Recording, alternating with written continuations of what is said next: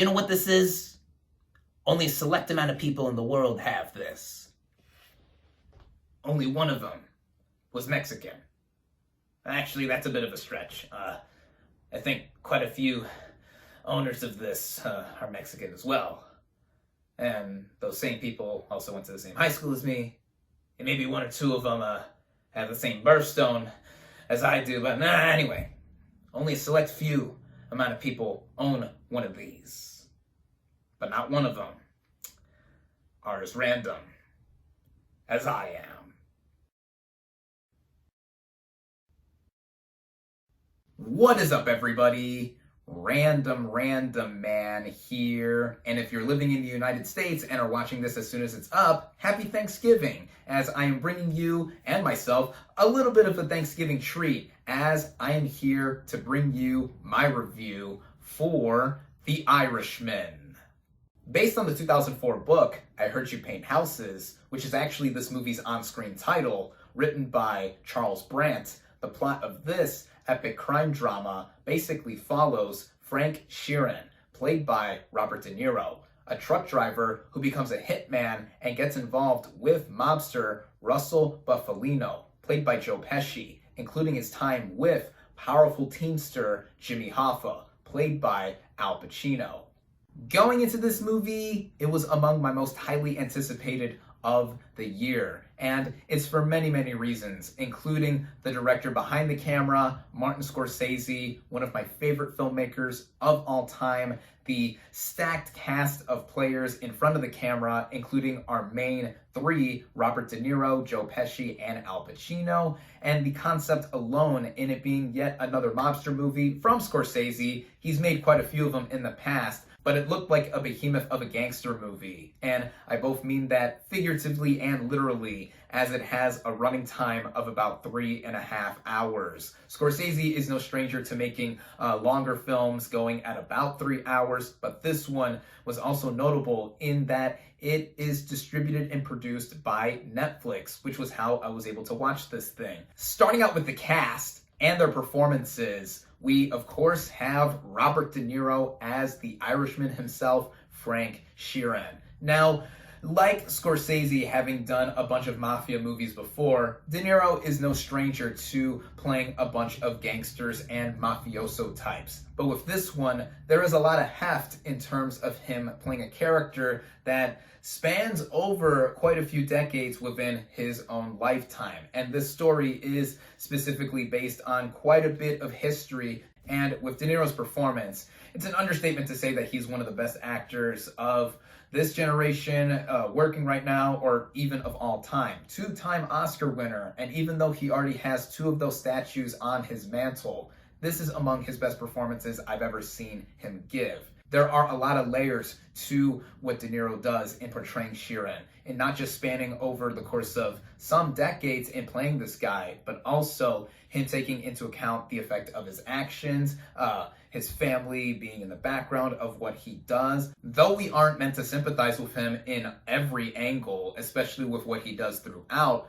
we get to see the psychology within him and the little expressions that he gives upon his own face and the demeanors that go across the movie's running time. The same goes for some of the other big players of this film, such as Joe Pesci as Russell Bufalino, who has come out of retirement after years of not appearing in other films, but if he was going to do another one, he was going to do it with Martin Scorsese, as he did win an Oscar for Best Supporting Actor for his turn in Goodfellas, directed by Scorsese, and he has not lost a single ounce of what made him so charismatic and also so intimidating in some light, despite being a shorter dude. He plays the mobster who Sheeran does get involved with, and his screen time is mainly relegated to pushing a lot of what Sheeran does. Pesci is perfect, as is Al Pacino as Jimmy Hoffa. Now, if you know quite a bit about this real-life character that Pacino plays, then you know that he is a colorful individual, and that is exactly what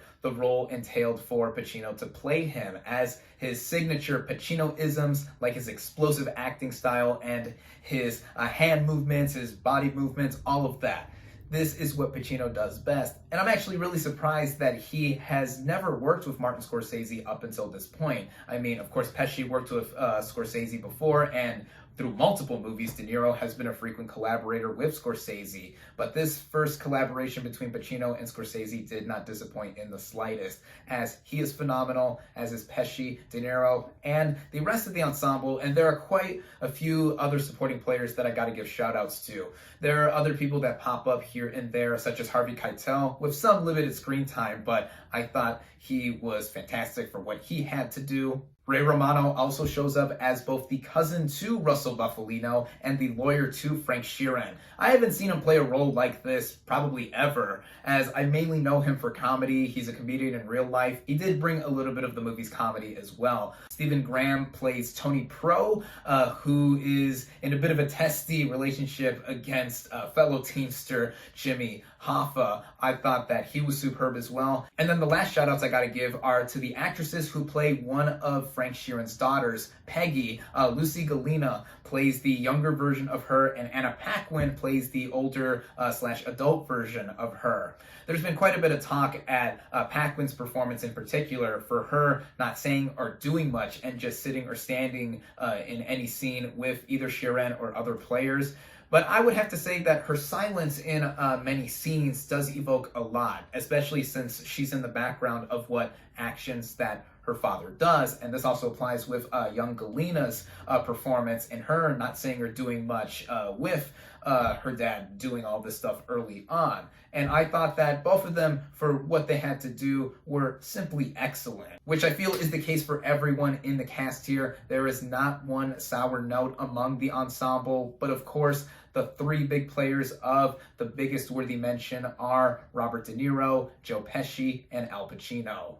The writing of this film sets up a structure to the storytelling that will not be foreign to anyone who is a fan of Scorsese's other work. And I'm not just saying that because he's done a bunch of mobster, mafia, mafioso kind of films. No, what writer Steve Zaillian does is set up this movie to be told further into more of the present day, yet is still kind of in the past for us, around the early 2000s with Frank Sheeran, now an elderly man in a nursing home, him telling his life story through flashback, and then there are flashbacks within those flashbacks. But don't let that scare you, as it's never confusing in the slightest with the movie being told out of order. What this approach does is frame the narrative to not just make Frank Sheeran at the front and center of the narrative. It really puts us in a historical context as to what went on through his real life, his time being a hitman, and the all other interactions and relationships he has with other characters in the film. And it does sprawl on to be a very easygoing and very relaxed kind of story. Coupling that with the movie's long running time, it makes it seem like that this movie has a lot of slow, drawing, moving moments, but I have to disagree in that there is never a dull moment when it comes to a movie like this, directed by Martin Scorsese no less, with engaging dialogue and just the way the actions on screen literally speak for themselves. And that is the skill of Scorsese as a filmmaker at full display. He has not lost 1 ounce in making movies like this. He is in his comfort zone after all with it, but he's never told a story like this to the scale at which it is. And in terms of scale, I both mean this on a literal production level, because this movie had a behemoth of a budget and has been notable for being the most expensive movie that Netflix has ever produced and distributed. And I also mean in terms of scale for how human the narrative is with Frank Sheeran's story. I don't think a Scorsese movie has really gone into the depths of showing the layers of a gangster like this one has. Sure, other movies that he's done within the genre have done so, but with this literally sprawling over the course of some decades for this character, it gives us both a lot of literal time with the long running time and a lot of context to really be able to see why he does all the things that he does. In more simple terms, it is masterfully put together from Scorsese behind the camera, And aiding him in a lot of that, in making the storytelling so profound, are with some of the technical merits. And this movie, as I just mentioned, is no slouch when it comes to the production values. One can tell that all of the big guns, no pun intended, were put out in making this movie a bona fide period piece, with how the exteriors look, the costumes, the music, the overall aura and feel of this movie, in sprawling from, I believe, the 1950s all the way until present day. All of it is so sensationally shot with the cinematography. And what else I have to mention with it as well is how it does capture our actors' faces in close-ups, which is notable too for this movie having a lot of emphasis be put on it in using de-aging technology to both age down and age up our actors, our main three actors specifically, De Niro, Pesci, and Pacino.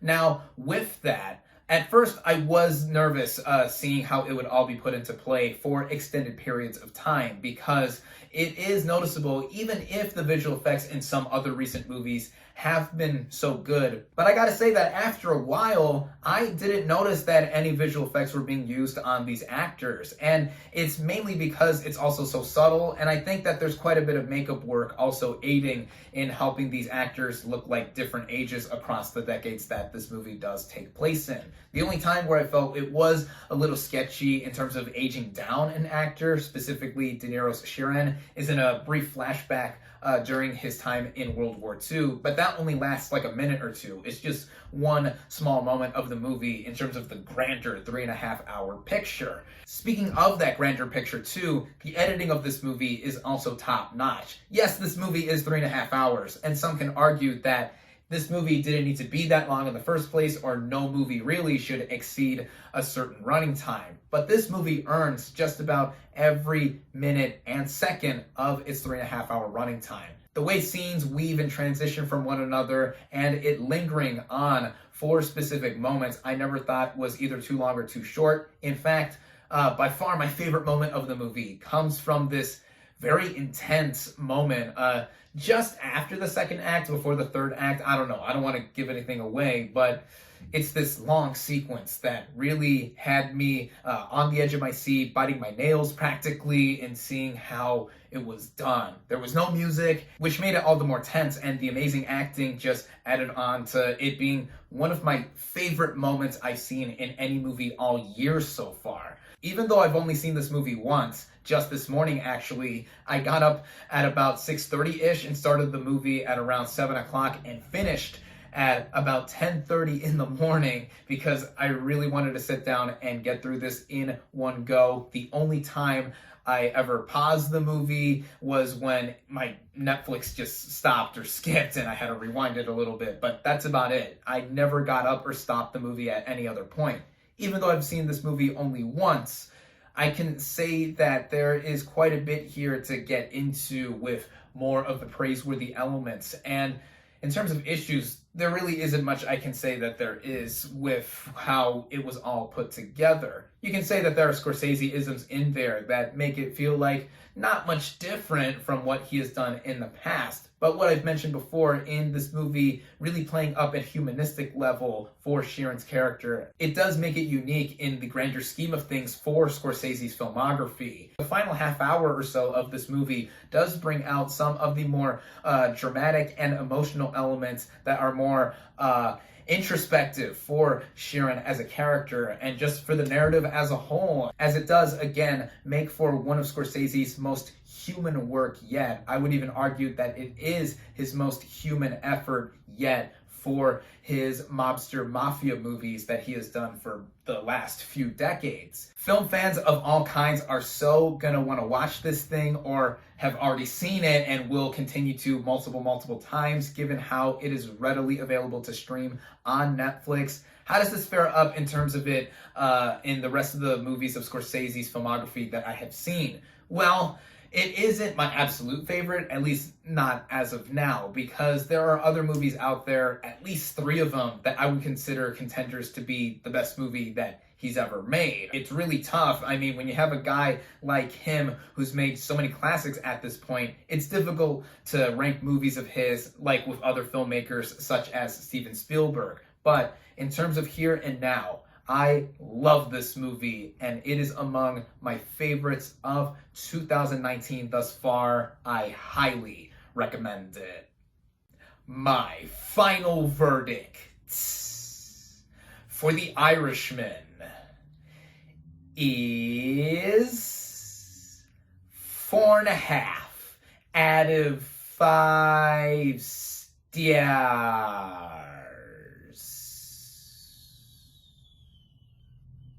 Thank you all, as always, for watching. Be sure to like this video, comment on what you thought of The Irishman. Social media links in the description. Subscribe to my channel for more, and I'll catch you on the next movie review.